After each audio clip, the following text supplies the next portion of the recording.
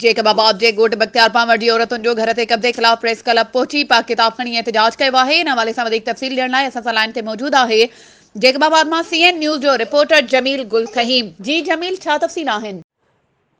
जी बिल्कुलु, जेकाबाद जे ॻोठ बख्तियार पावर में जेको आहे उतां जा जेके रहवासी आहिनि औरतुनि उन्हनि जे घर ते जेको आहे कब्ज़ो जे ख़िलाफ़ प्रेस क्लब ते जेको आहे पाक किताब खणी आयूं आहिनि, जंहिंमें जेको आहे त एहतजाज में शामिल आहे मसमात रशीदा ख़ातून, अमीरा बेगम, मसमात जेका आहे फरज़ाना।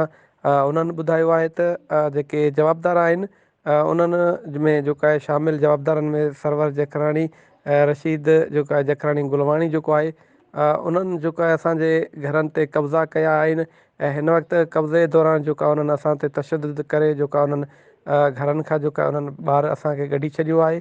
जेके मुतासिर थियल औरतूं आहिनि उहे जेके आहिनि पाक किताब खणी प्रेस क्लब ते जेके आहिनि हिन वक़्तु पहुतियूं आहिनि। एहतजाज दौरान उन्हनि जेको आहे IG सिंध खां उन्हनि जेको आहे DIG लाड़काणो ऐं SSP जेकाबाद खां घुर कयूं आहिनि त असांजो घरनि ते जेके कब्ज़ा थियल आहिनि जिन्हनि जवाबदार कया आहिनि उन्हनि खे जेको आहे फ़ौरन हटाए करे असांखे जेको आहे त इंसाफ़ जंहिंमें जेको आहे फ़राहम कयो वञे। जी महिरबानी जमील, तफ़सीलनि खां आगाह करण जे लाइ।